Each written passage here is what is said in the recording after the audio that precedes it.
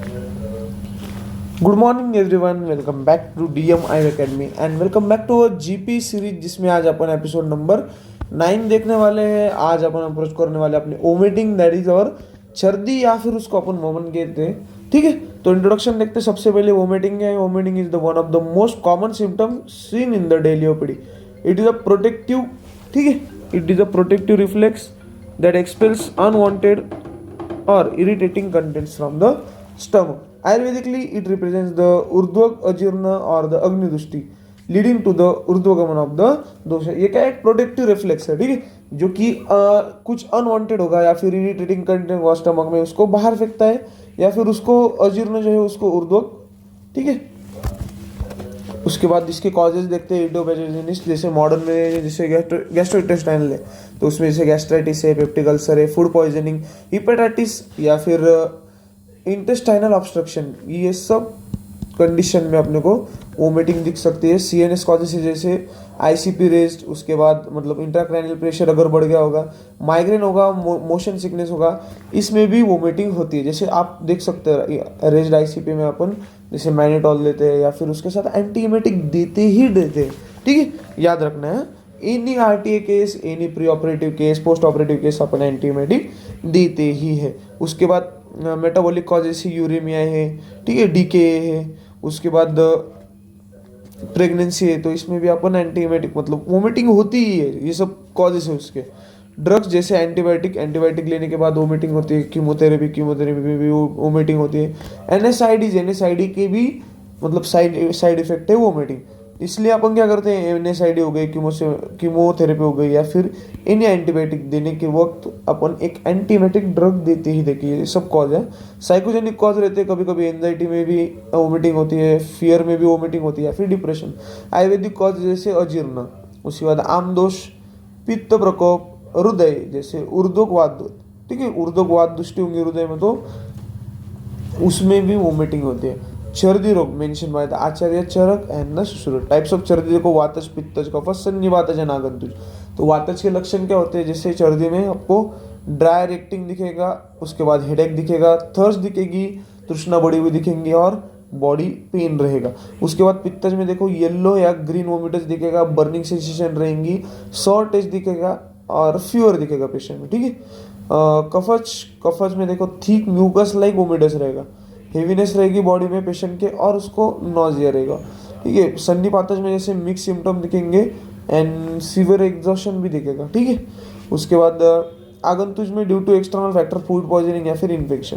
Clinical evaluation में history taking में अपन देखते हैं ऑनसेट, ठीक है, वोमिटिंग का ऑनसेट देखते हैं, फ्रीक्वेंसी देखते हैं, फिर कंटेंट में अपन चेक करते हैं, जैसे वोमिटिंग में क्या आ रहा है, फूड आ रहा है, बाइल आ रहा है या फिर ब्लड आ रहा है। उसके बाद उसका रिलेशन विद द मील्स, मतलब कल रात को क्या खाया था, या फिर मॉर्निंग में क्या खाया वोमिटिस में, वो सब कंटेंट देख के।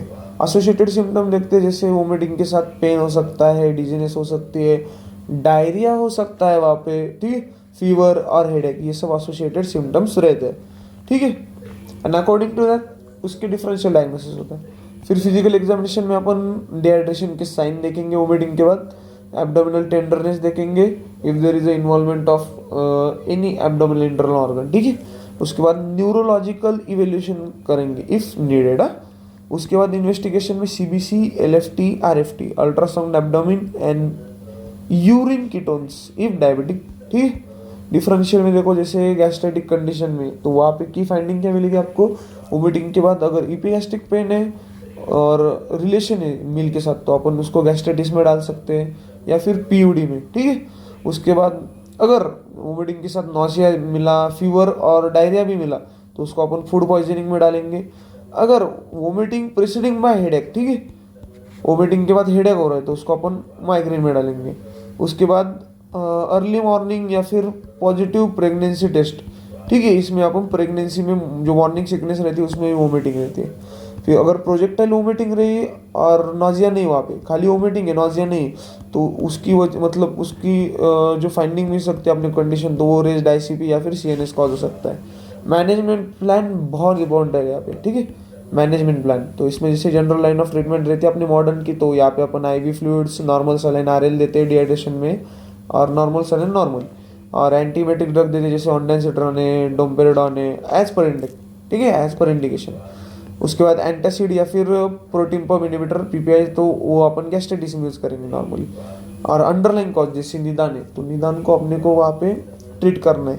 अगर इन्फेक्शन है, अल्सर है, तो एंटी अल्सर या फिर एंटीबायोटिक ड्रग्स देने हैं। और डाइटरी मॉडिफिकेशन में light, bland and semi solid diet जो है अपने को वो पेशेंट को बताने। आयुर्वेदिक मैनेजमेंट सबसे पहले शमन चिकित्सा देखते हैं। शमन में देखो जैसे सर्दी निग्रह द्रव्य कुछ कुछ, जैसे धान्य के धने, लाजा, उशीर, ठीक है, आमलकी, पोटोल, मुस्ता, ये अपन दे सकते हैं इसके चूर्ण। उसके बाद जीरक, अम्बू, तक्र, ठीक है, ये सब अपन, ये मतलब तक्र में जीरे की भावना देके वो अपन पेशेंट को देते हैं सर्दी में। घृत प्रिपरेशन में देखो जैसे आमलकी घृत यूज कर सकते हैं अपन, द्राक्षा घृत, सुकुमार घृत, जैसे मतलब जो दोष होगा वैसे।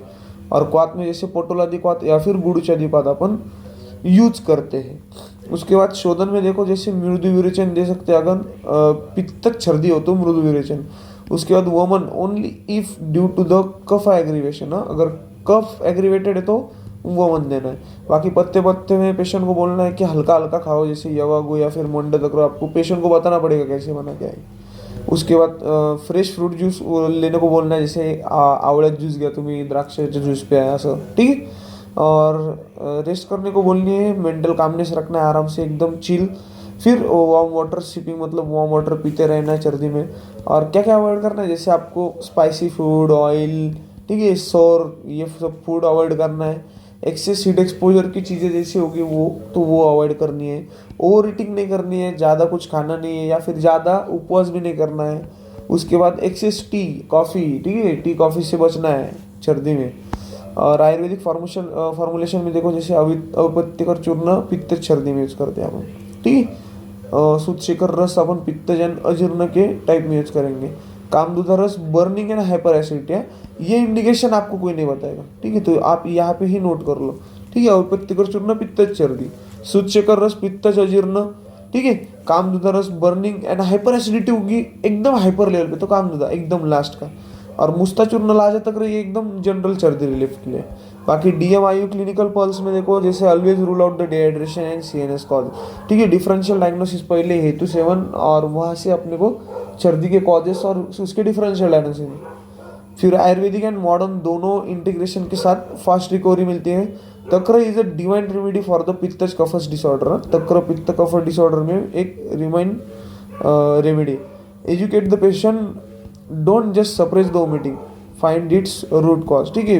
अपने को जो वोमिटिंग है वो खाली सप्रेस नहीं करनी है, तो उसका जो रूट कॉज है उसको भी फाइंड करना है। DM मंत्र क्या है, इन एवरी सर्दी फाइंड द अग्नि, नॉट जस्ट द एसिड। सर्दी के हर एक इसमें अपने को अग्नि के फोकस करना है, ठीक है। और एसिड से ज़्यादा, मतलब एसिड से ज़्यादा अपने को अग्नि पे फोकस करना है, ठीक है। ये हो गया अपना आज का सर्दी का, ठीक है, GP का एपिसोड नंबर 9। तो कैसे लगा कमेंट में, ठीक है, मैसेज टाइप करके बताना है। और ऐसे वीडियो देखने के लिए वीडियो को लाइक करें, चैनल को सब्सक्राइब करें और ज़्यादा से ज़्यादा लोगों तक इसको शेयर करें। मिलते हैं नेक्स्ट वीडियो में, तब तक के लिए हैव अ नाइस टाइम। जय आयुर्वेद गाइस।